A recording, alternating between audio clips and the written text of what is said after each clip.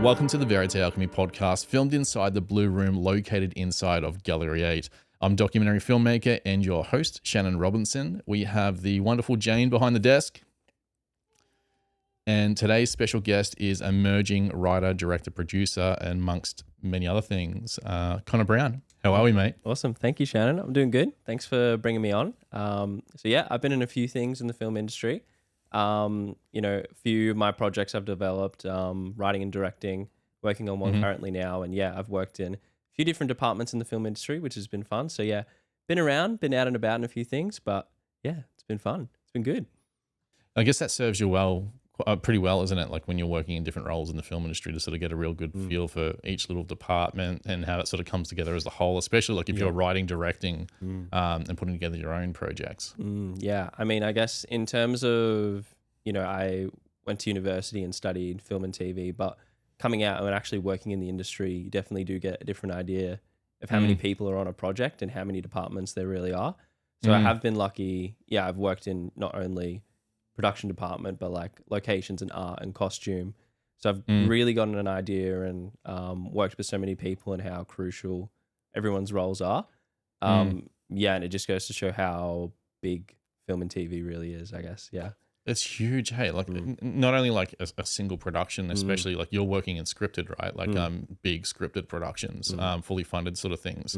But then like, the world of there's so many different little facets you can end up in, sort of whether it's like feature films or TV series or like broadcast TV or like live broadcast TV and all these different facets, documentary like what I'm doing.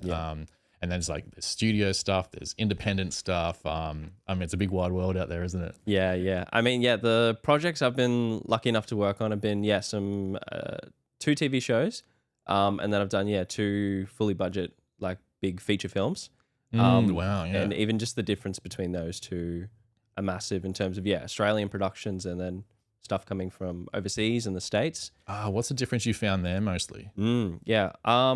I would say that in terms of just how much more budget we have, it's a bit of a thing that we always come back to. It's always about the budget, but in terms of bringing things from overseas and, working on maybe American productions or productions from the States, the budget is just so much more and you get more of an access to a bigger talent pool, I think as well. I've found more often than not working on projects coming overseas, I work with, a lot of different people from all over the world, but mainly when we do it in Australia, it is also good to work with a lot of the local crew as well. That feels like really nice working with people from home, I guess, and creating something, where we live and using the environments and the places that we go every day. So I guess both of them do have, different benefits, different benefits. So it's been fun to do both, I guess, opportunity to dip my toes in both areas. Yeah. And the budget differences are like very, very big, isn't it? Like the US films that are coming over here are like $200, $300 million budgets. And then what's the Australian films like $5-10 million maybe for like a feature film type thing. I mean, but in the same sense, I guess, sometimes a bigger budget isn't everything. Just means maybe we get access to more crew, more people, more, I guess, like software effects. But it doesn't necessarily mean the end product is going to be better. Yeah, it mostly helps with the tangible aspects. I guess you get access to higher level talent, so there's an intangible aspect there with the character, like the performance of the actors and stuff like that. But I guess that then starts to touch on indie filmmaking, where you could do some really damn good stuff if you really master the intangibles, which is relatively low cost because you're not hiring equipment for most of that stuff. It really comes down to the quality of the storytelling, the depth of like the craft and what you're applying there. I guess. So I guess I can talk about my experience in terms of developing that. So I have worked on my own project and an indie project myself. I'm developing, it's called Cursed. It's a really cool project. It's essentially like an Australian set in the outback kind of thriller story. So really kind of paying roots to this idea and this stereotype almost that Australia has this inherently scary factor about it. I guess like the outback, and especially from like a overseas perspective, Exactly, you yeah. know, of Australia, everything here can kill you. yeah, exactly, yeah. So it's playing Yeah. into that fear, and I think that's a perfect backdrop for like a thriller kind of story. That's so good. Yeah. Yeah. And I mean, we've kind of seen it with things like Wolf Creek. The idea that the outback is scary and, you know, it's just land and you don't know what's out there. So yeah, the project kind of evolves around that. It's centered around a few disturbing acts that are happening in the outback. It's a bit of a thriller, a bit of a mystery. And you follow two main characters that kind of have two divergent paths through the outback, meeting different people, kind of showing the good and the bad, I guess, of what you can encounter in Australia and in the world, and kind of how that shapes them. And yeah, it's been really good to develop it so far. Yeah. Yeah, I read the concept doc you sent through like a while ago now. Again yesterday, just to refresh myself with it. Man, it's a good concept. The visual language you used in the deck too really stood out to me. It was really quite striking. Like what are the steps that you need? Like, are you able to walk me through the steps of like creating this concept for you, your process, and then I guess it kind of happens in a few phases. Like there's developing the concept for the pitch, and then you've gone into you shot like a concept package. Is that what you called it? Yeah, concept package. It's kind of like all your key scenes throughout the film to try and present that for the pitch. And then when you get the pitch here, like what do you do after that point when you're pitching it to market or trying to find a way to get the full film up and running? Yeah, sure. So yeah, my initial idea for developing Cursed was that I want it to be a TV series. And you know, obviously set and filmed in Australia would be amazing. So yeah, developed by Australian talent, shot here. Absolutely. Using our backdrop. So yeah, I recently, towards the later of last year, early this year, was able to film some concept footage. Just take some key scenes from the script and the TV show. And just really develop and get out there and film kind of what I want to show and pitch. And I guess the process of developing that was definitely starting with my initial idea. And I'd say the hardest thing definitely was taking a TV show script which I'd written like for each episode. And just having to cut that down to concept footage, like something like, you know, like 50 plus pages per episode, cutting down to something like 8 to 10 pages for a concept footage was something that was definitely a challenge, but it was all in the process of developing it. So then, I cut down the script, got a concept footage script, kind of pitched that to a few people that I wanted to bring on team. So yeah, my art department, costume department, camera department. Then we kind of developed it from there. I gave them the script, all self-funded as well. So yeah, it was a big thing. But yeah, it gave me also the autonomy as well to kind of shape it the way I wanted to. Yeah, that's a big thing. Yeah. So then once I had my crew on and kind of reassured them that, you know, it was definitely happening. We've got the budget. This is kind of what it's going to look like. Then, you know, we went out scouting, picked up what we need, our gear, and we just, got out there and filmed it. We also had an amazing, crew as well and cast. They definitely made the concept footage what it is. Beautiful. Yeah. Definitely wouldn't be what it is without the crew and cast. So we were able to get some amazing performances also out there. And yeah, I'm really happy with the end product, I guess. Yeah. Oh, amazing. I haven't seen it yet. I can't wait to see the end product. Yeah. It's still in the editing stages for me. I really, you know, when going into the pitch, I really want to make sure that I've given it 100%. Absolutely. And that what I'm presenting is 100% true reflective of the vision that I have. I guess it is something I struggle a little bit in, I guess the perfectionism side of things. Yeah, exactly. The perfectionism. You know, sometimes it's good to stop at a certain point and realize that this is good enough. But for me, I just feel like it's hard though. Yeah, it's so hard. Especially when you got so much skin in the game. Like you're personally funding it. It's obviously a story that you care deeply about because you're self-funding it to maintain your voice, your vision for what you're doing. So yeah, releasing your baby out to the concept pitching world is pretty scary. Yeah, I have a little bit. I have it kind of wrapped up in, in bubble wrap, I guess, for now. Yeah. But yeah, I guess for me, it's just constantly working on it and getting it to a point where I'm 100% happy with. And just kind of thinking, also being in the industry, I can kind of understand maybe what people are looking for at that kind of level, and maybe some roadblocks that I could kind of meet. So I also want to kind of iron that out in my, my pitch, and when I'm pitching my concept footage. Yeah, anticipate the pushback. Yep, exactly. Yeah. So yeah, it's been something I've definitely been working on. I'm getting close to a point where I think I will be satisfied with it. And I think that perfectionism, or that struggle with perfectionism, will always be there. It's never going to go away. It's never going to go, yeah. And it's probably serving you anyway, because that way you're more vigilant in the way you're putting things together. I struggle with it as well. Like when I'm doing something that I really care about, where I don't know, like sometimes I try to like tell myself, oh, look, you're overthinking it, you're pushing it too hard. Just relax, it's good enough. And then like, it's not good enough. And then it reminds me, okay, well, I'm just gonna have to stay perfectionists, I guess. Yeah. It's like at midnight or like 3 a.m. something clicks and you go like, oh, I got to do that. I gotta sleep. Yeah, I know all about that. Yeah. And so tell me, let's fast forward a bit. You've got your edit together, your concept together, everything's nicely, neatly packaged up, and you're very happy with it. Yep. What are your steps from that? Like as an emerging writer, director, producer, that how do you take this thing to market? How do you maintain the voice like you've fought so hard to keep?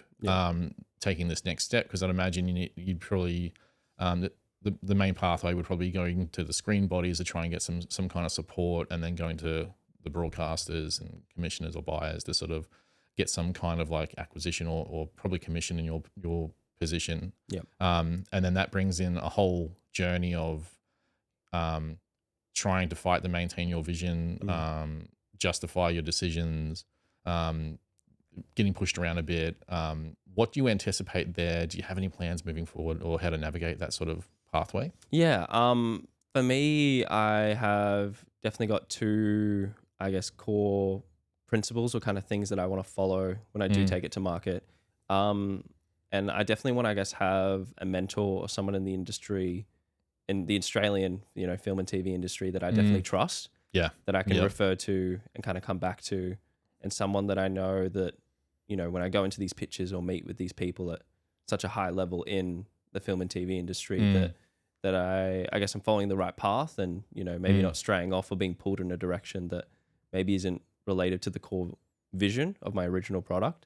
Yeah, that's a good thing. Yeah, so I think having a mentor or someone in the industry, which I've been lucky to work with, so many amazing people to kind of at least be, like the shadow over me, kind of watching a little bit. Yeah, that's good. Yeah. And I guess the other thing, is making sure, and I guess it comes back to the perfectionism a little bit as well, but making sure that my core identity and, the reasoning behind the project is also really closely tied to me, like myself. So that in a way you can't separate the art from the artist. And that's beautiful. I think that's the best way to navigate it. Yeah, exactly. Yeah. And then in terms of how I pitch it, it's like, it comes from me. It comes from my ideas, like my own fears, my own wants, my own desires, that it's not able really to be separated, I guess. Yeah. And you're more willing to defend it because of that. Yep, exactly. Yep. And I think, I've had the incredible opportunity of building it up from the ground, from just a concept, an idea, words on a paper, to something that's really tangible and able to have the opportunity to pitch pretty soon. So I think, that idea and concept of still ensuring that it remains your art is really important, and is going to be able to, keep you on track and drive you towards your end goal without also getting pulled off, I guess. Yeah. Yeah. I think that's beautiful, man. And it's a tough journey. Like what, actually we won't go on a tangent just yet. So curious. So with the producing side of it, are you planning? Because I know just through my own personal experience with my docs, to get the screen bodies on board for them to turn around and support the film in like a development or in a pitching stage, I found that I needed to partner with and collaborate with an established producer that has a track record that they trust, so they can like attach themselves to the project. So then you're more likely to be able to get the screen bodies to come on and support at that early stage. Is that something that you're considering doing? Yeah, definitely. I have worked in a few Australian production companies that, have always expressed to me that, if I have an idea or a concept, they'd be willing to back me and support me, which is amazing. Beautiful. It's incredible. Yeah. So yeah, it is really important to be able to have that person again in the industry be able to connect and attach themselves to my project. But I definitely do want to make sure it's at a point where it's 100% reflective of the vision. So, they're not also taking such a massive risk as well. Yes. In terms of indie development and indie projects. You feel a sense of responsibility in that 100%. sense that you don't want to, and I get that. I've been through that too. Like you can kind of feel like you don't want to waste people's time if you're not fully ready yet. Yep. Yeah. And especially, because it is also quite competitive in the Australian film and TV scene. Not a lot of projects can get through because, we do have limited time and limited budgets, and not a lot is happening, I guess, compared to some other parts in the world like America or the States. Yeah. So it would, be making sure the product is, and the film itself is worth people's time and money as well. So yeah, it's respecting that as well. But yeah, also balancing, making sure it's also, exactly what I want. Yep. Yeah, and then sort of trying to work out what the compromises are going to be for you moving forward to have that success in terms of getting it where you want to take the film, or sorry, the series. Honestly, I feel like your project and you as an emerging talented like Australian artistic voice, I feel like is like the perfect recipe for like at least like the ANZ style like buyers and broadcasters, and also screen bodies, using the Outback the way you are in such a creative way, in such a popular type of genre, like psychological thriller horror type thing. I think that's it's perfect. Yeah, and I think that is really crucial in the next evolution, and as we go by in the Australian film and TV industry, is keeping that core identity of what Australia is. Because we are having a lot of projects that are coming over here, filming and TV shows. That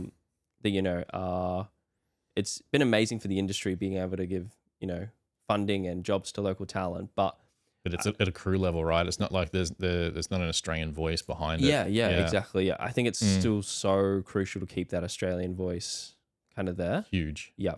And not necessarily, I guess, setting like a America in Australia, but also kind of setting Australian stories in Australia is still really important to develop. Yeah, you look at some other countries that are doing it incredibly. Like look at South Korea's like film industry, or New Zealand's film industry. Like they really support their local artists there and the local voices. It's beautiful. So I know the Australian industry is trying a lot harder recently as well. So hopefully we can get to that level at some point. Yeah, fingers crossed. Yeah.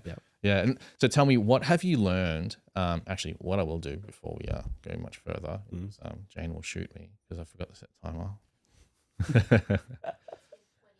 It's been 20 minutes. Okay, I'll set it for 40 minutes. There we go. Thanks. All right, I'll edit that part out. So we've got a bit to get through, but I just wanted to ask you a little bit more about your concept with Kirst. Because you've had the opportunity to there's the inception, there's developing the idea in script form, and then taking it into deck form, visuals, and then shooting the actual filming of the concept pitch. What have you learned about yourself through that process? Because it's a huge journey of self-discovery, right? Like going through, there's a lot of challenges, a lot of problems to solve, a lot of maybe self-doubt, especially if you're self-funding. It adds a whole another level of pressure to it as well. Because there's a lot more risk for you. You're not so much doing it. It's not a job for you. It's like this is a real full expression of your soul. In this creative piece of work that you're doing. I mean, like you said, it's not just an investment of time and money. It's an investment of the self, right? You're feeding your soul with this project in a way. So there's a lot on the line. So I guess for me, it's really been eye-opening and an experience that has taught me to trust other people, like their vision and their creative processes as well. Because I am someone, especially in the development process, that likes to develop it myself. And Same. As I've mentioned, I think it's really important to keep my core vision, like because it's attached to my identities and exactly what I think of the project, really strong. but yeah, definitely working with heaps of talented cast and crew. It's been learning to kind of put myself out of my comfort zone, understand that I am still going to have that doubt no matter what, but it's definitely important to trust the talent that you're working with, because they are so talented and so skilled and 100% know what they're doing as well. Yeah, you'll always still feel that doubt and that risk, you know, spending so much of your time and your money and yourself developing, you know, your own project or indie project. But for me, yeah, it's been when I've been developing the project, getting the cast and the crew that I can 100% trust to hand over that bubble wrapped baby, I guess, to them, right? And saying like, you know, this is my idea. This is something I hold really close to myself. It is myself in a way. I'm trusting that with you.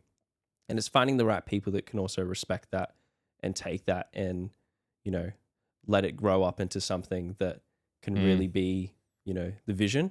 Preparing this thing that you're happy with, that you feel like represents what you want it to represent. And then allowing the right people to come in and help you to continue nurturing it. Yep, you know, exactly. Nurturing that baby. Yeah, it makes a lot of sense. And I suppose you're trying to find, you know, a team with, I guess, sometimes you want people with the same sensibilities and sometimes you want people with different sensibilities because they bring something different to the table that you might not have thought of as well.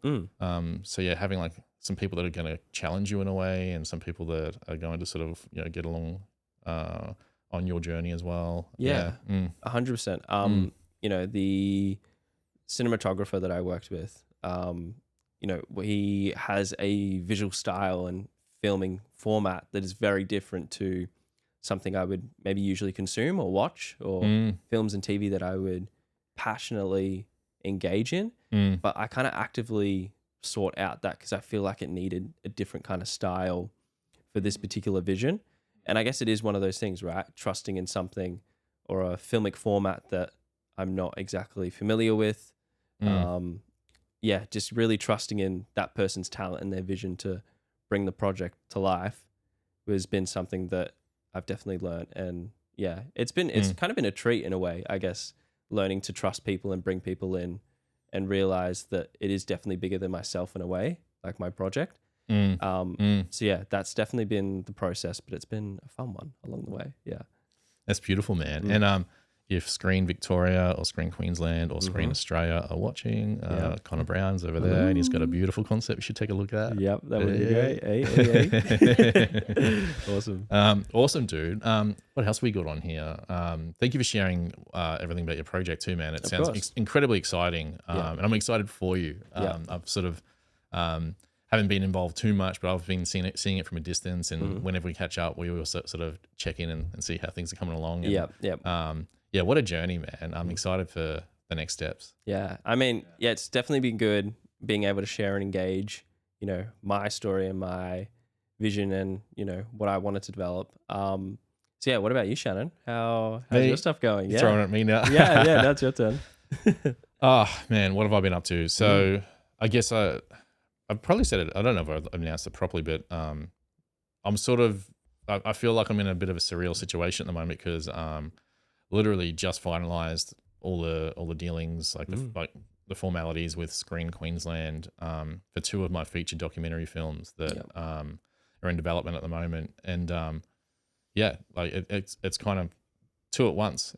So I'm kind of pinching myself at the moment, but then there's also a lot of pressure because before the end of the year, I need to prepare all the pitch materials and do a bunch of filming, and I feel like documentary is a little bit different to scripted in a way. I don't think it's easier or harder. I just think that it's different. And so there's a lot of things that are outside of my control. So I'm always needing to sort of wrangle a lot of stuff that I don't have full control over. Like for example, one of the documentary subjects that I love, Andy, he was on the podcast last time. So the challenge with him is like he's such an active dude, man, and he's always doing something. But like hardest part is trying to pin him down. I'll find out what he's doing so I can capture it and follow it and develop his story. So there's like different challenges for different things. And then my other documentary, you know, there's this huge geographical distance between us because the main character for that is in Hamilton, Ontario, in Canada. So I have to travel across to Canada to really like do any meaningful sort of filming or capturing anything for that anyway. but yeah, it's an exciting time, man. I've got that going on. So right now I'm sort of shifting between technical prep and conceptual prep. So I'm sort of trying my best to outline these documentaries at the moment in the writing process, which is really quite challenging. So I'm sort of, the process is, I'm still learning a lot about my process too with this, like making films at this level. I think making like shorts are a little bit different because there's a little bit less to think about, I think, in terms of like how much the depth of material you probably need and the journey you need to take with them to sort of keep someone engaged, like an audience member engaged for 90 minutes. Or like what you're doing with like series, like that's a whole nother thing again, like Exactly. keeping them engaged and wanting to keep watching after like 7-10 episodes or something like that, you know? So the outlining process is pretty interesting. And it's all a matter of, I think what I've worked out with my process is, and probably something that comes naturally to me is I really like to just like spend a lot of time with them, which I don't know with a lot of other documentary subjects, filmmakers do that if they're just more focused on like the commercial goals of a film. Whereas we've got commercial goals because I feel like they have to be there to be able to get the support to fund the films in the way that we want to make them. But it's not really like the main focus for me. The main focus is probably the social impact and also the impact it has on the documentary protagonists' lives. 100%, And then by helping them, I'm helping a lot of other people that get to see that as well when they watch the film. So you kind of want the film to have the reach as well. So that's why you need a commercial goal so you can get eyeballs on the film.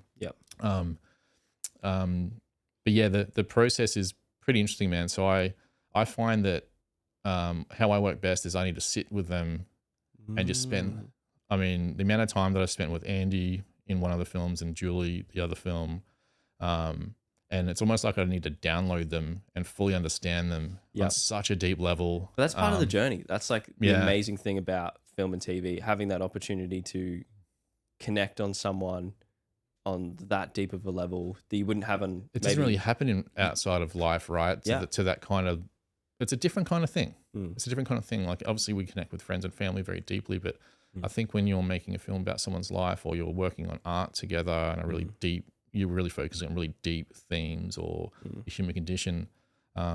It's interesting. Yeah. So like, I find that I kind of, I go through this process now where I spend a ton of time with them. And I sort of download who they are so I can really understand them on a super deep psychological, emotional level. And then I go, once I kind of have that, I'm finding that I need to like turn to all my like story development resources and start thinking about how do I frame this creatively? How can I tell this story in a way that's authentic, but also subversive and creative and engaging and entertaining, but not like sensationalist or anything like that. Like just trying to find a way to express the idea of this person and their story and the goal that they have. Like how do I express this in film form that sort of expresses it in a way that I wouldn't say it's like David Lynch where like it's the whole film's like a mood or a feeling, but like how do I express it in kind of a little bit of an abstract creative way that sort of really sinks in and really stays with people. So that's what I'm trying to do at the moment. And I'm in like an outlining process with that. But yeah, man.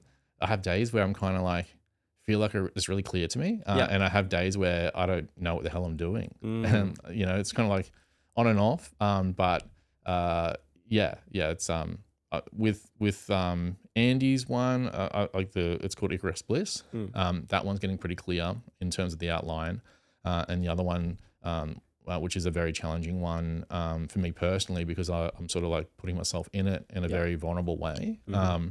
That one is that was a very challenging one because I'm sort of working through my own personal layers while I'm putting this concept together. And the whole theme of that film on a deep level is like vulnerability and risk, putting yourself out there.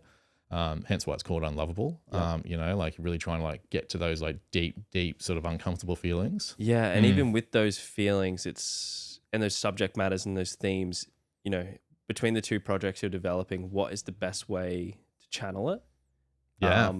for you, I guess it's very different methods of channeling, you know, like you said, downloading those people and really talking with them, engaging with them. Yeah, like There's getting all the definitely gonna be info and like sort of, I kind of find that, I don't know if this is the same for you, but like I kind of find that I have to consume so much information before I feel like I'm ready to sit down and put something down. So that part of that process is sitting down with the documentary subject and really just absorbing everything. Getting a sense for every little detail about them, like physical, emotional, psychological, circumstantial, the whole thing, and really getting a really strong sense of that. And then I like to turn and just consume a whole bunch of like screenwriting, storytelling, development type tools or ways of looking at things and putting on different lenses to sort of look at the story. And once I do that enough, then I kind of just stop and that kind of starts coming out. That kind of makes sense. I don't know if that works for you. Yeah, definitely. I think, again, it's this balance between a real, genuine conversation and engagement you're having with a person and translating it to, you know, beyond that conversation into something physical like film or whether it's, you know, text or some other format, I guess, right? And it is figuring out the best way to tell the story of that person's life, right? Yeah, like how do you tell it in a way that really sticks with people or has like, or touches people in a way that, you know, stays with them, I guess. Yeah. And it's already touched you as well, right? Totally, man. Yeah, totally. I feel like, I think what's going to happen with me when I make these films ongoing, if I keep continuing after these two, which I hope I do. Yeah, I'm sure. I think what I'm going to find is they'll probably take a lot out of me because they, like, just like you said with yours, they need to be really personal for me. Have to be. And I need to see a big part of myself in these documentary subjects, these people, and I really need to believe in them. Which I do. I believe in the people in my film so much that I'm willing to sort of really push myself and put a lot of things on the line to back them and get their story out. Yeah. But I do find it can take like quite a physical and emotional toll after a while. So I don't know if I'm ever going to be one of those directors that kind of just pumps out a bunch of films. Yeah. And is sort of a gun for hire. I think I'll always sort of like, you know, use it as part of my process and self-discovery and, you know, personal growth in sort of by helping these people and telling their story in a really deep, powerful, emotional, sort of artistic way. I'm also helping myself in a kind of indirect way as well. It's weird. It's a beautiful thing. Like, oh, really. Thanks, man. Yeah. I think, and you know, it's so crucial in terms of maintaining and forming real, genuine connections in life, right? Yeah. And I can only imagine the feeling of, you know, being able to work with these kind of people that you are, you know, making your films and your documentaries and having a genuine impact on other people in your community around you. Oh man, it's exhilarating. Yeah. It's really rewarding too. I think I'm very ambitious with these films, what we're trying to do. We've got Andy, man, he's incredible. And I think what I do too is I like performance-based stuff. So the core of it, there's a performance-based thing where the main character's confronting something that is so formidable, so daunting, a life or death situation, or feels like a life or death situation, and we don't know if they're going to pull it off, and everyone hopes that they do.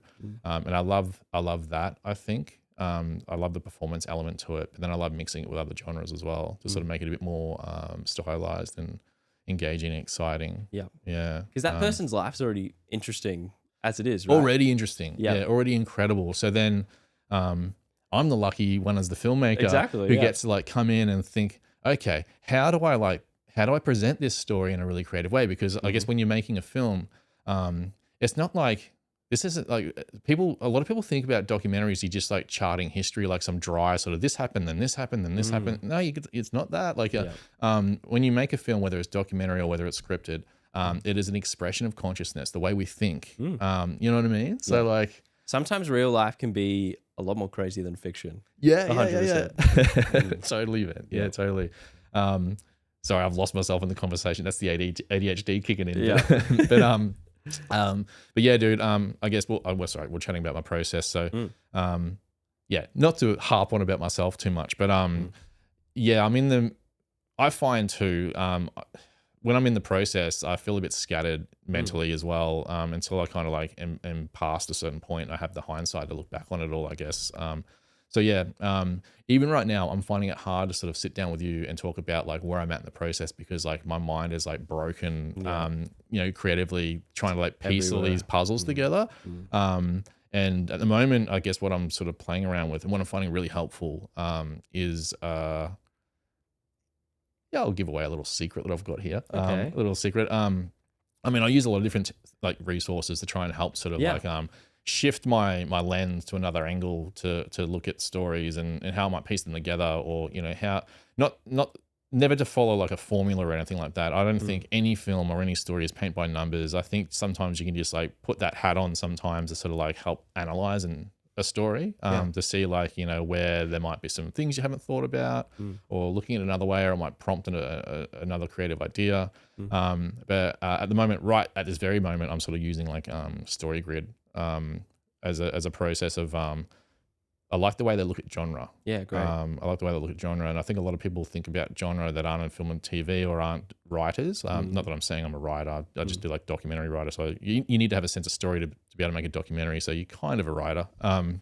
But yeah, a lot of people think about genre that are outside of the film and TV industry, and you probably know where they look at it like it's like a category on how you go to the back in the day when you'd go to like a video store and there's horror over there and there's that section. It's sort of how they navigate to the films they kind of like, and it sets an expectation for them. It does definitely feel boxed in. Yeah. And they think that, you know, you paint this one film with this big horror brush or this, but people don't realize that from a writing perspective, there's a whole other thing to it. So there's the audience's genre thing, but then when you're writing, you know, you can blend these things, you can play with them. Genre can be fluid throughout the film depending 100%. On what's happening at the time or what you're trying to say, or what kind of experience you're trying to give to the viewer. So right now, with more so with Unlovable, right now I'm really playing around with genre fluidity, audience expectations, like genre conventions and obligatory scenes, and how I can subvert expectations and play around with a few red herrings here and there, and set it up as a bit of a mystery to solve. So I'm almost trying to set up this giant dopamine puzzle for the audience to try and unpack in this exciting way. And I think that I'm trying to do it in a way that, you know, obviously leaves them wanting more every time a scene finishes, or there's some kind of unanswered question that they're searching for. But yeah, that's sort of where I'm at the moment with it all. And man, outlining is really hard for documentaries because you're predicting. You know, so you're not like, I don't have this final say or the word when I'm writing the script or outlining it.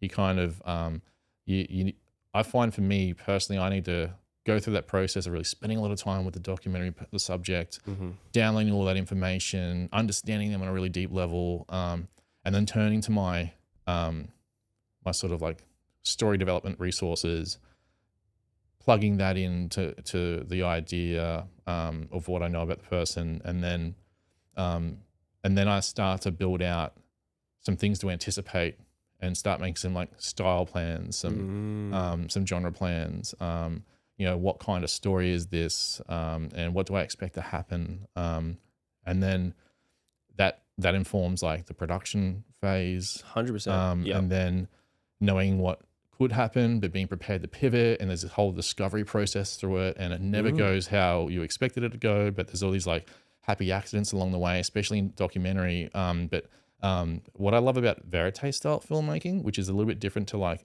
direct cinema is more like fly on the wall, but verite is more like you can actually like plan with the documentary subject. And for me, I like to tie it to a social impact goal where, okay, if we were to do a film about your life, what kind of social impact do we want? What do you care about? What are your goals? And then they'll sort of let me know. And then, you know, like with Unlovable, with that documentary subject, like particularly like that person really, really wanted to make a big social impact that was very, very important to them. And so we sat down and we thought about, okay, what can we do to hit that goal as much as possible for you? How can we use film as a creative tool to have that social impact? And then that's sort of like how we kind of develop from there. And doing a similar thing with Andy too, with this other documentary, but not so much needing to sit down and sort of work out what he wants to do as like his end performance goal, because he already knows what that is. Yeah. I don't know if you've seen it. He's doing like a backflip on a motorbike Yeah. Insane. as a paraplegic. Yeah. Dude, it's so large. It's so large in life. Like I quickly turned up with the camera when he did an attempt recently. Man, like, Incredible stuff. yeah, just being near the ramps and seeing him do it. Yeah, it's a whole experience for me. It's an uncharted territory for me capturing that kind of action. But yeah, with him, it's less about a lot less about sort of like what he's going to aim for in terms of like physical action or some kind of physical goal. Yeah. For him, it's like, okay, well, because he's doing this charity, and like, okay, well, what we really want for Andy as the outcome for this film is to really like promote his charity and promote awareness of his charity and get more people on board with that charity, and also use that flip as a tool to inspire others that might be like Andy or not like Andy, that can really like be uplifted by it and really instill hope. So that kind of thing. So then for you, I guess, with, you know, this filmmaking style you're going for, Verite, as you said, right? Yeah, Verite, yeah. So do you then think, you know, forming those social impact goals, I guess, or recognizing them with your different projects, does that then shape the genre of the project for you? Or do It does. Yeah? Okay, Yeah. interesting. Yeah, it starts to inform that process. So like with one film, let's say, it depends on what the social impact is, what that goal is, and then what are the forces of antagonism, or what are the things that person's afraid of, or like what is the risk. You know, and that's a little bit different for each thing, each sort of goal or each film, and each individual. Then that starts to inform what kind of genre I want to play with. 100%. Yeah, if that kind of makes sense, because it's there's a core need, a core fear, a core desire, core value, that kind of like that needs to like resonate from like the heart of the project, I would say. Yeah. Because then that definitely does then shape, like tone and feeling. Yeah, and absolutely. Look and style, and especially in editing. Yep, all those decisions like start to come from that. So like I find my process needs to be like, you know, downloading their essence, you know, and understanding them on a deep level, and then turning to my storytelling tools, and then sitting down with them once I know all that, and kind of like thinking, okay, well, you know, what do you want to get out of this? You know, what is this for you? Like, I'm not here just to like, for me as a filmmaker, I really want to help them. And I want to give them a chance to sort of collaborate with me to sort of create this beautiful piece of art about their story, and them doing this incredible thing that's going to help a lot of people. And I do believe that the quality of the production, the storytelling, the production value, unconsciously signals to like the people watching it that person's important and that they matter. And that's a big thing for me as well. So that's why I like to, because all mine are like, you know, I'm sort of helping vulnerable people, I guess, with mental health or disability challenges. And that's something that's very personal to me that I really like, I need to do. I find I need to do. So yeah, like making a feature film about their life in such a really high-end way, I would say. It signals that they're important. It signals that they have value. It signals that they matter. Subliminally, I'll try to get my words out, subliminally to an audience member. And I think that just has that will have such a strong impact on the people that need to see that, and really just like uplift them. If that kind of makes sense. Yeah. And I mean, that also doesn't define that it becomes like a genre film or documentary, right? No. No. It's I think genre is fluid, so you can start one way, blend them a little bit. And I think the art is in blending the genre. So people think that if it's like a horror film, it's going to be like some kind of like slasher horror. It's not the case. There's so many like different things. You could have like a splash of like, you know, you have thriller with maybe like, you know, 5% horror in there or something, or, you know, you can kind of mix it in with poetic drama. You can play around with all your different things. And there's all these different genre conventions and obligatory scenes, which are basically what they are, is like, as you know, is like just expectations for the audience. And so their opportunities to like play with the audience's expectations, but then also with all your different genres that you're blending, you'd be like, okay, well, I might take that convention and bring it over here, that convention, bring it over here. But then that might trigger an idea that's relevant to the individual you're telling the story about, and those circumstances that you could really use it as a springboard for something else that's more exciting. It's finding those connections, which is so Oh, it's exhilarating. fun. Yeah, it's like addictive. Yeah. Yeah. Mm. Yeah, man. Yeah, I'm getting excited just thinking about all this. Oh, yeah. Okay, cool. Something I am kind of really wanting to talk to you about is the use of AI in filmmaking. Yeah, it's such a hot topic at the moment. Hey, what are your thoughts on it at the moment? Oh, well, I kind of have this really interesting concept, or like, I guess, idea that I kind of follow about AI in filmmaking. And it's an analogy to kind of when you go on a plane, I guess. Okay. Yeah. So it's the idea that, when you go on a plane, you buy the ticket and you get off, you go on the flight and then you get off, but you don't claim that you flew the plane, right? Right. Yes. You say that, like, I went on a plane or I flew here, but I didn't fly the plane. Yes. You weren't the pilot, the person driving, I guess, right? So for me, I guess in terms of AI, it's kind of the same thing where, just like when you're booking a plane, you book the ticket or you book the destination, you're giving a prompt, I guess, to the AI. And the actual journey isn't you performing the journey. You've just set your destination. And for you getting there, I think, claiming that whether you're the artist in that, the term AI artist, I think is not exactly fair or respective to where the art is coming from. It's the same like when you go on a plane, you can't exactly claim that you're the pilot just because you've booked the flight. So for me, I guess, in terms of AI, I think it's definitely good as a tool. And like I said, setting the prompt and getting the destination, there's nothing wrong with. No, it's another form of creativity, isn't it? But yeah, absolutely right. I mean, like if you prompt the Mona Lisa, and say you painted the Mona Lisa, that's a little bit exactly. You're not really doing the painstaking craft development and skill development to get that end result. On your own. So I think just as much as airplane travel is just a different form of travel compared to boat or car, AI, media is a different form of media compared to film and text.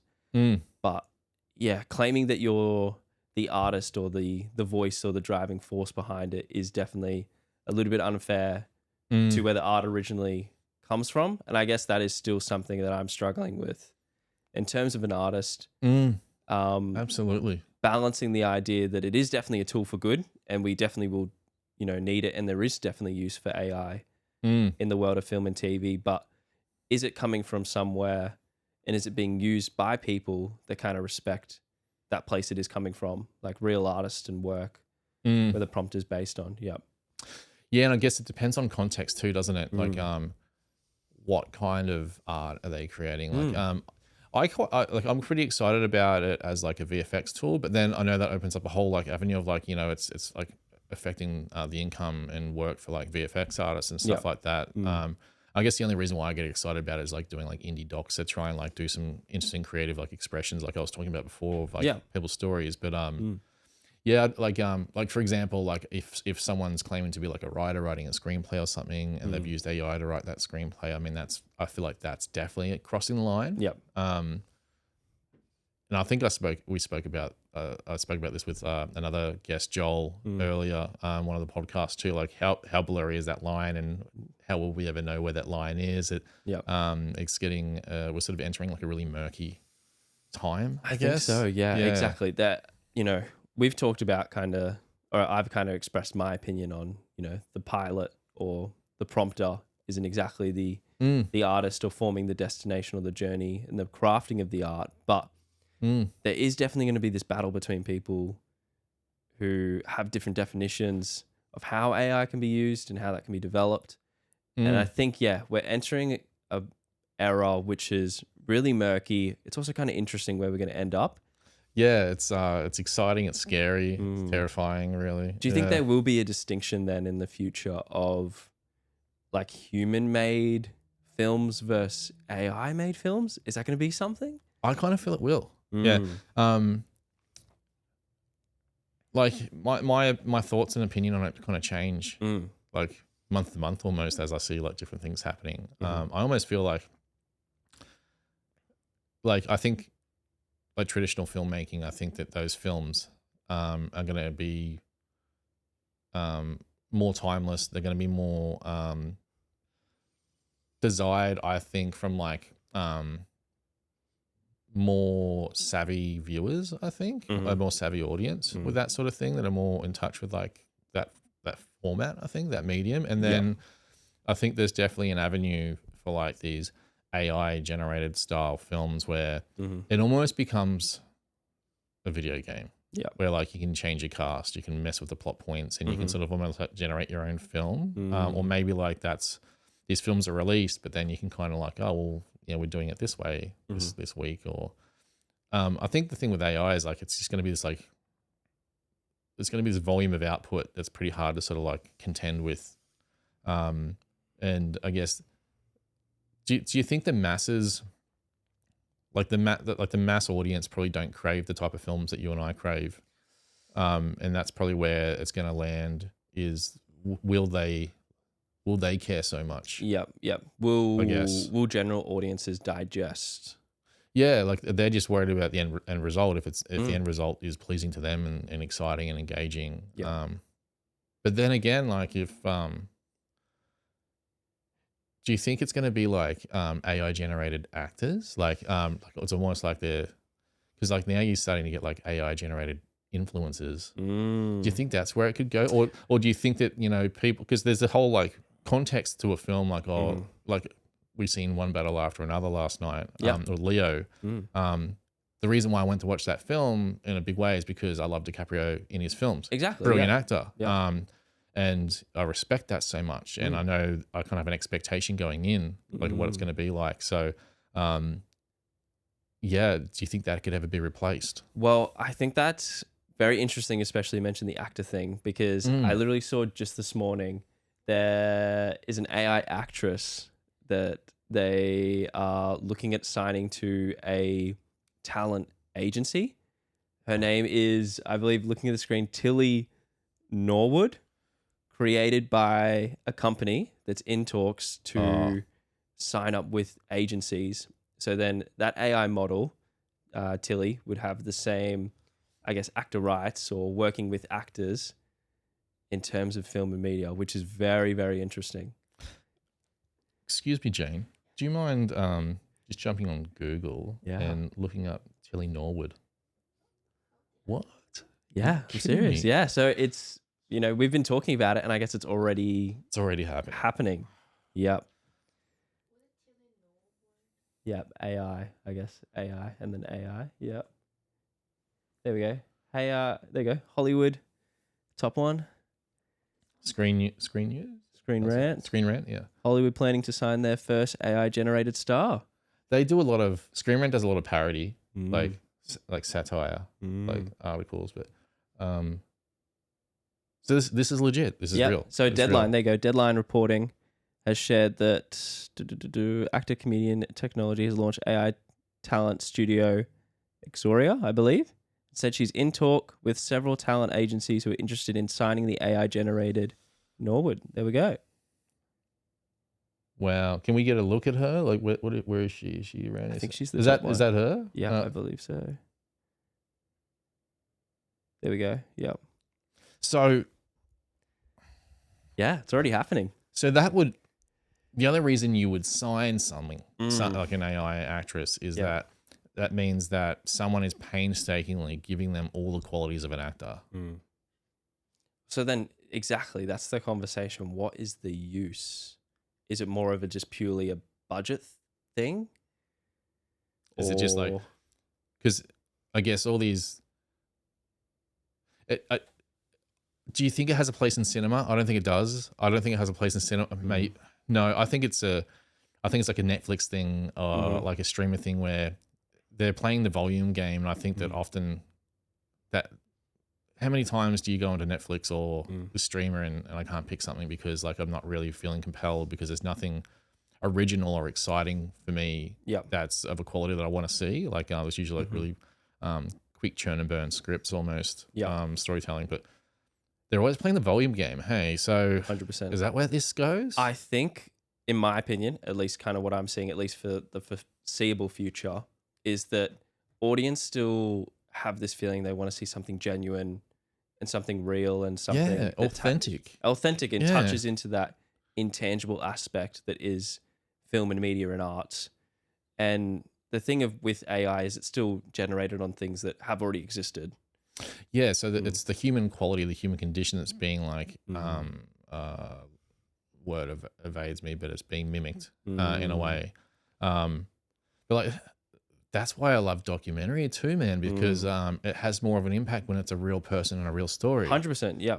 And I feel like that still translates to scripted because the story behind the film becomes part of the film too. Like look at maybe a terrible example, the Smashing Machine with like The Rock coming out and he's like playing Mark Kerr.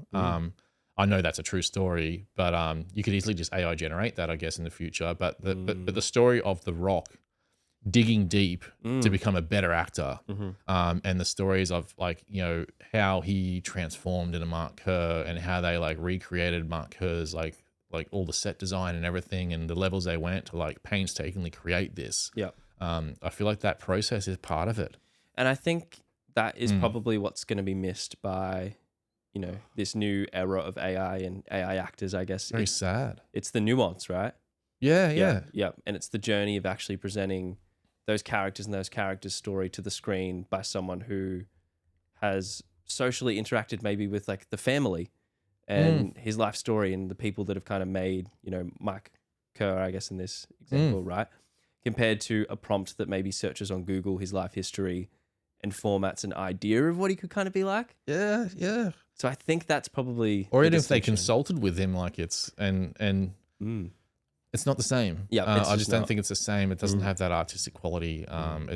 You need that human connection. Humans 100%. Working with humans. Yep. And we do see it at the box office now, I guess, in terms of films that are still made by, you know, humans, written by humans and stuff that are still not landing with audiences because they're still not engaging enough in terms of the development of the script. The intangibles aren't there. Yeah. The intangibles are everything. You can have a $300 million budget film, which has happened plenty of times, and it doesn't connect because they've really like skipped over the intangibles and they thought you can. I guess they start to think you can throw enough money at this thing and have like A-list actors in there, and it's fine. Yeah. And I think for me, a good example of that has been a weapon I've seen recently. A weapon. That's the name of the film, but it's called Weapons. A weapon. Yeah. It's a weapon of a film. That I've seen recently. Yeah, Weapons, a horror film. It was amazing. It played with genre subversion. Oh, really? Like we said, I've never been in a film where people equally laughed and screamed. Oh, so there was a bit of comedy as well. Right. That was just like insane scenes that are like so scary it's almost comical in a way, but it works. Like it's original in concept. The scenes are engaging. It's moving the plot. It's all character driven. And I think again, that's what audiences are still looking for, right? Yeah. Character driven is definitely the word there, isn't it? You invest those characters, you invest the actors. Yep. Sorry. Get close. We're getting close. Yep. But yeah, for me, I think that is probably what's going to be missing. In terms of, you know, going in a direction where AI might have more of a presence in, you know, film and media. It still needs that nuance and that human connection and originality to form something that's going to be engaging, because audience definitely are getting smarter in terms of what they want and how they digest film. I think maybe in terms of way smarter. Because now, I mean, I'm a bit older than you, but when did you first get your phone, like an iPhone or an iPad? Oh, not until, I guess, like, in like school. Like you get it in primary school, or, you know what I mean? Yeah. Dude, I didn't get one until I was like in my 20s. Yeah. So the new generation and ongoing, like they're straight out of the womb, there's an iPad around. They're consuming content pretty much. I think that creates smarter audiences. Yeah, 100%. For consuming content. Yeah. And they expect more developed, I don't know if I'd say intellectual, but just more smart content. Yeah, I think definitely the thought process in terms of these companies and these studios may be looking towards, like you said, producing volume, and maybe that volume includes AI involved in that to produce more volume and just get as much content out there, it's not really going to land with audiences, I think, in the way that they expect. Like sometimes just more content isn't always better. No, it's that AI slop thing, right? Or just slop in general, because they're pushing more out, but then the QC drops majorly. The quality in the craft sort of like devolves a bit there. I'm pretty worried, man. Like Jane and I went and seen One Battle After Another last night in IMAX, and it was dead. That's what I mean. It was like a ghost town in that cinema. The whole of event cinemas is like a ghost town. It was really eerie, and I was just thinking to myself, like, I'm worried. Like, I love this format so much. Having that communal, almost like religious type experience, everyone getting together and experiencing a film. It's different to like watching it at home or on your screen, like a device or something. We can't predict this thing. We can't. And I wonder, maybe it starts out AI slop, AI volume, but at what point does it become so sophisticated that you can't tell the difference? Yeah, I mean, and should there be a distinction with that? Yeah, should it be flagged so you know what you're consuming? I think that's actually maybe Possibly, yeah, from an ethical thing. It's like responsibly sourced. Like fish cans, like tuna cans or something. Maybe we need to label AI content irresponsibly created. Just a big sticker. Because that might be enough to like turn people off. Yeah, like you don't know. I still feel like it's probably like down the video game road almost for me personally. But then I guess like you look forward 20 years. How do we predict that? It's like trying to predict what social media is now. In like the early 2000s or something. No chance. Can't predict that. So I think as filmmakers and people that are heavily involved in the industry and wanting to have a place in the industry, it's so important for us to keep up to date with everything that is changing and everything that is present. Absolutely. You kind of have to, especially in this industry, like what mean you want to work in. Like I think that you have to keep your finger on the pulse with it all and constantly pivot and adapt. Like it's been like 10 years since I left film school, and back then at film school, YouTube was a joke. We used to joke about it, and the lecturers would make jokes about it, like it's a big joke. Now it dominates. 100%. I've seen a colleague of mine posted, I don't know, I haven't fact checked it or anything, but apparently last financial year, YouTube paid its creators like $100 billion, and then the entire screen media industry paid like half that or something. Wow. To like the filmmakers or the creators, artists behind it all. So like now that online content is taking over. Total tangent on the AI thing, but I guess AI is just everywhere, right? Isn't it? Just like it's infused with everything. I think in terms of, again, being a tool and being something that's accessible is great. Like I think anything that can open a doorway for people to get in and maybe share their voice and share their story is a good thing. But it democratizes it a bit in a way, doesn't it? But I think having the handles on, like having the responsibility, and maybe that's on the self, is still really important, I guess, as an artist. And you want to make sure that, have you seen the movie Idiocracy? No, I haven't. It was a long time ago, but basically the premise is like this guy travels to the future, like 100 years or something. And he kind of turns up expecting everyone to be geniuses, but they're all idiots. Oh yes, no, I have heard of this. Because everything's done for them. And I guess with like AI and especially like things like ChatGPT, I think artists need to make sure that they're not relying on the scene, because it basically weakens all those muscles. Because it's like I pretty much can't navigate myself anyway, because I just I follow that blue line on my GPS everywhere, so I'm terrible at navigating. And I guess that's the same with like writing or anything creative. Like you need to build those creative muscles. You need to use those skills and do the hard yards. So I think that it's interesting, the whole democratization type thing. Like you look at Apple and Black Magic, how they're doing some really interesting things where, and I love what they're doing too. Like I love what Black Magic's done with DaVinci Resolve, and they've like purchased it years ago, and now it's like this incredible free tool you can get, this editing software, and amazing. what you can do for free is ridiculous. And then they're partnered with Apple, and now Apple's like released like the iPhone 17 Pro, and I haven't had a chance to get my hands on one or try it and see how robust it is, but it shoots like internal ProRes RAW and OpenGate and like Apple Log. So then you can start plugging the phone in your pocket can now be put through professional color pipelines. Yeah. That you would do in film and TV. And then so like now it's very accessible. You've got free software. You've got a phone that most people can get through like like your phone provider or whatever pretty easily. Yep. And then like we were talking about with the AI thing, like you've got probably access to a lot of very interesting tools now with like I guess VFX and all that sort of stuff. Now it's all very doable. Yeah. But what needs to remain for me personally is like making sure that artists maintain their ideas and their voice, and those are just tools. Yep.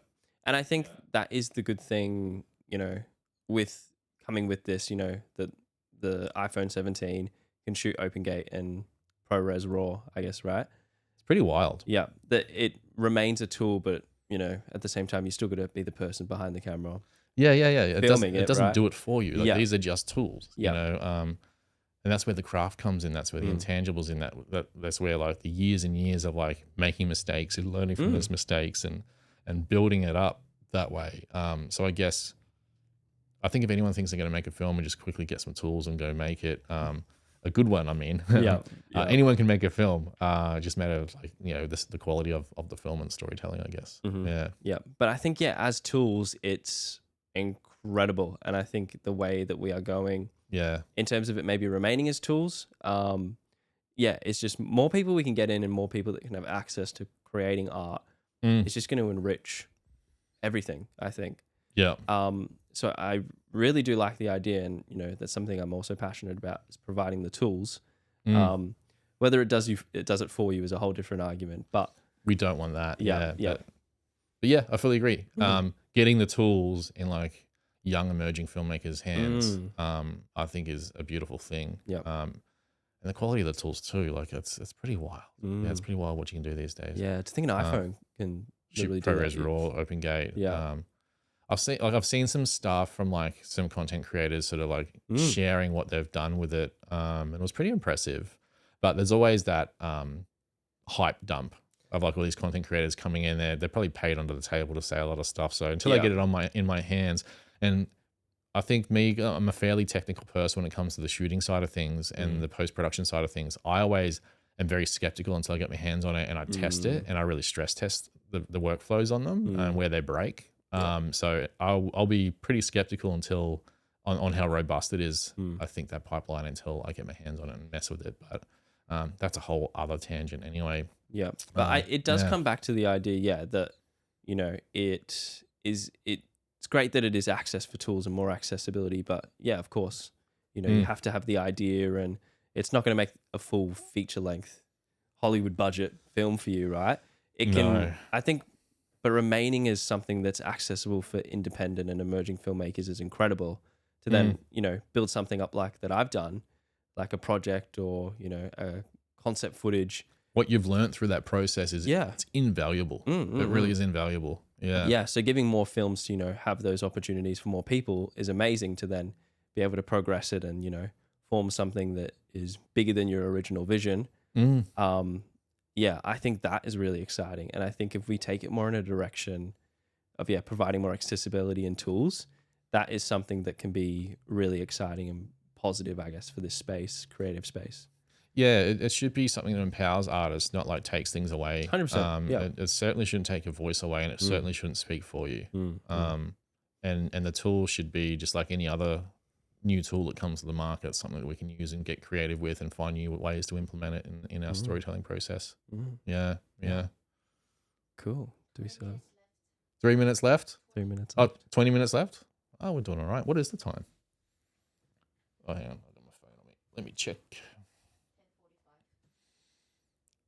Oh yeah, we've done pretty well. What have we got up there? Okay, let's maybe talk about horror and just film, and then we'll go into animation maybe. Yeah, cool. So I guess like I mentioned before, a really good film I saw recently was Weapons. I really enjoyed the subversion and play around with genre, horror and comedy, and I thought the script writing was really good. Performances were great.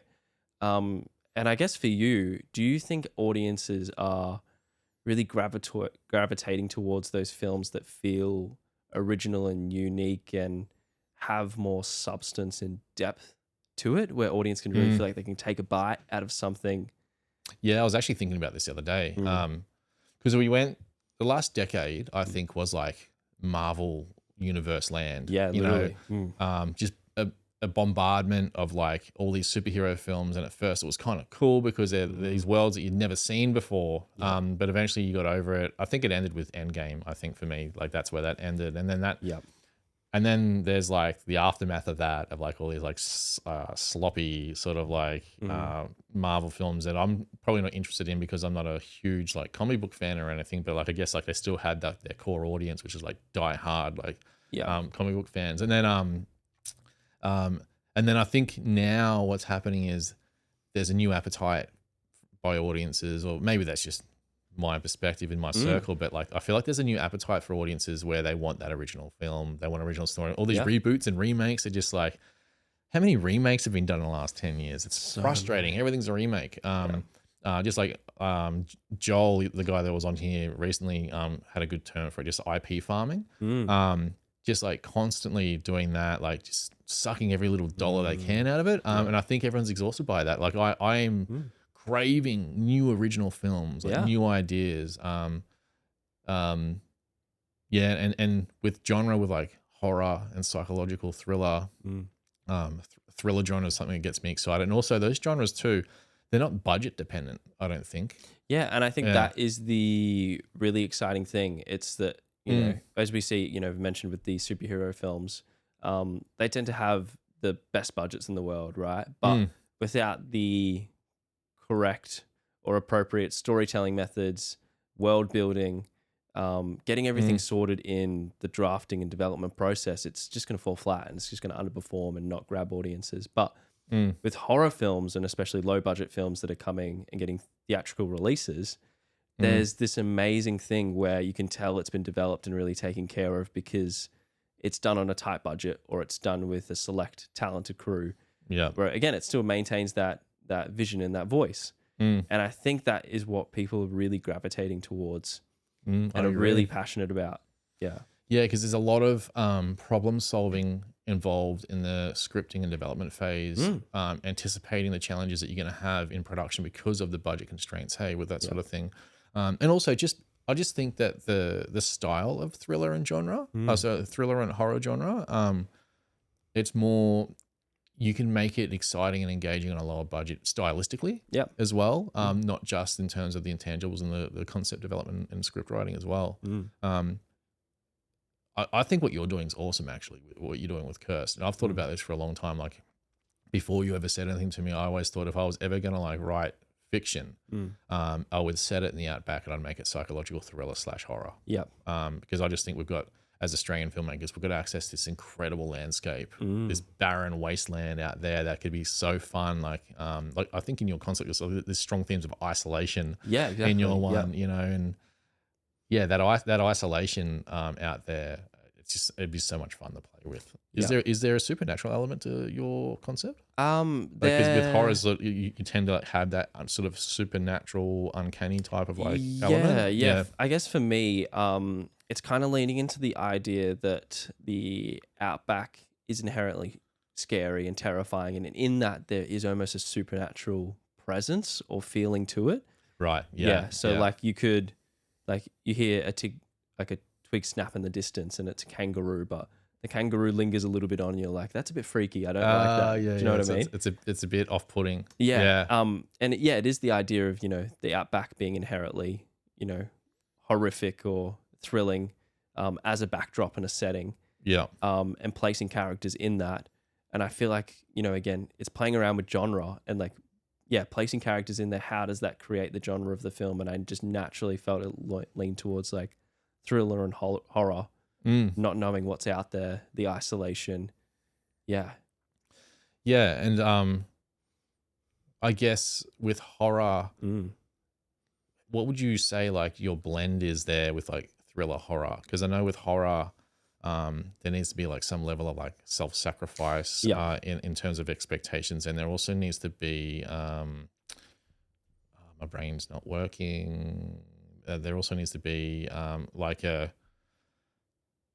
huge power imbalance between like the antagonistic forces, which I guess you get that with the Outback. Yeah. Yeah. Yeah. For me, I guess, what I associate the most interesting about the conventions in those genres is that horror is definitely more the disturbing or the supernatural side of it that I find really interesting. And then for thriller, it's the convention of like the mystery part of it.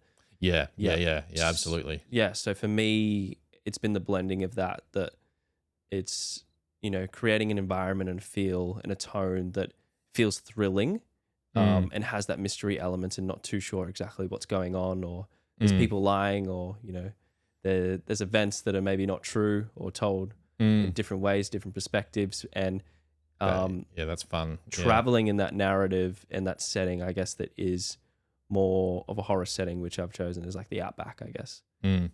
So I feel like, just naturally writing it, just like when developing it, I found that the genres and conventions just stick to different elements of, like time and setting and place and characters. And that's just, how I've kind of developed it and just let it flow in that way. You've kind of grounded it in reality and having like that aura of like something like you never really signal that there's anything supernatural there, but you just sort of like subliminally give that feeling. Yeah.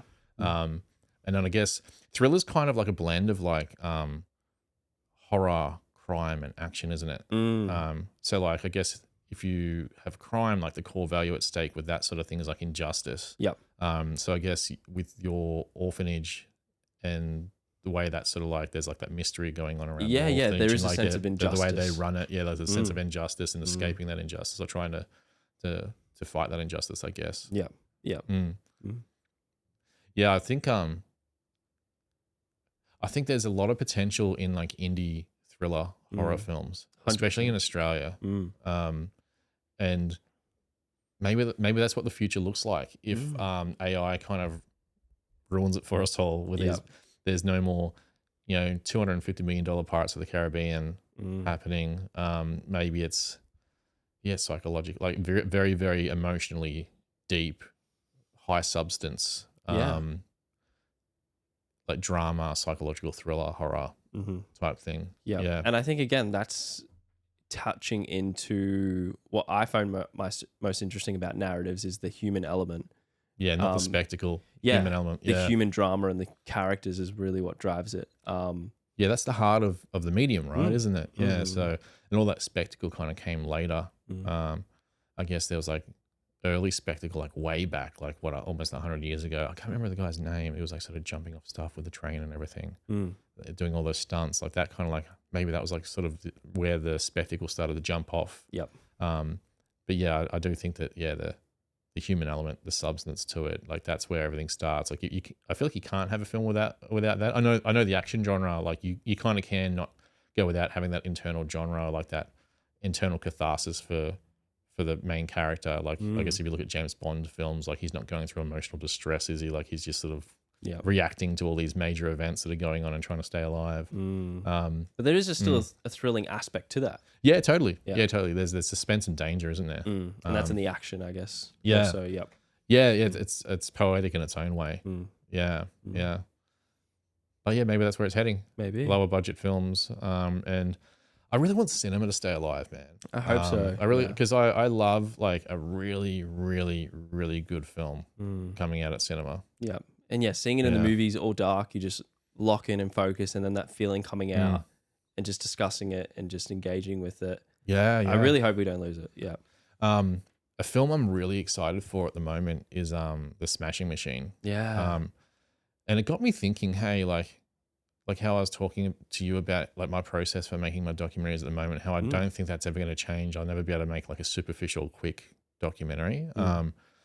And it got me thinking, because I do have like a craving that I haven't sort of like, or an itch that I haven't sort of scratched, and I might scratch later on down the line to like do scripted. But I think what I might end up doing is like, when I seen what they did with this Smashing Machine, like with Mark Kerr, is like telling someone else's story in fiction format. Like, I think that would really excite me. Hey, like that's probably where I might dip into that. Yeah, it's still at core is the the story and the life of a real Yeah, exactly. person. Yeah. And there's still the process of sitting down with them and understanding them and then really going deep on that. So that's kind of cool. And what I love about that is like, it's telling someone's there's a dramatization of someone's like real story, and there's that human element there still. And it'd just be a shame if like they just went and just AI generated that whole story. Yeah. Because I think it's not as beautiful. Yeah. Exactly. Yeah. Awesome. Cool. One more topic we can maybe touch before we finish off. Yeah, Yeah? man. Cool. So alongside Cursed at the moment, I'm developing a project that's still in the early stages. Ooh, I didn't know about this. Yeah. So, and I'm kind of leaning towards kind of what filmic media I want to tell it in. I'm kind of more so leading into animation. I'm really interested in that as a medium for storytelling. As it is, it's just getting more and more popular. I know like a film that came out recently, Demon Slayer, is like the #1 movie in the world. You're saying that, hey? Yeah, and it's like a Japanese animated film, #1 in the world, 55 million globally at the box office so far, which is wow. You have to forgive me, unreal. like I'm so like Yeah, not familiar with like animation. but that's the thing. Even with people who are really interested in cinema, it's still so popular for some reason, and it's like grabbing so many people, and it's becoming such a big. I don't know if it's a craze or if it's just. Well, look at that with K-pop Demon Hunters on Netflix. Yeah, or something. exactly. I haven't Yeah. seen it, but like everyone's going crazy. The #1 film on Netflix, Yeah. like ever, which is insane. Yeah. Yeah. And I think the thing, in terms of developing this new project that I have an idea for and looking at animation as being a medium for that is the idea of animation being able to express ideas that are larger than life. Yeah. Sometimes as big well. time. And that's pretty much the point of it in a lot of ways, isn't it? To really take it beyond. Yeah, that makes sense. Yeah. And I think for me, with these films, there's an idea that's exaggerated or a core theme that is exaggerated to the point. And then the animation and the storytelling and the style kind of helps elevate that. And I think, there's a lot of interesting things you can do with animation. And in terms of developing this new project, like the idea of having characters encounter events or perform sort of, actions or performances that might not be able to be captured in live action. Yeah, you couldn't execute it. Yeah. And I think for me, that's really interesting, developing especially things with high fantasy elements even.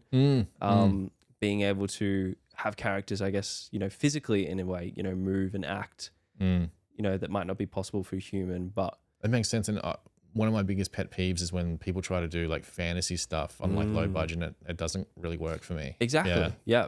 And, how can that translate to animation where, it's not necessarily easier, but those larger in life elements might be more digestible and appealing in that format. Yeah, I agree. Yeah, that's really interesting. Yeah. Do you have a name for the project?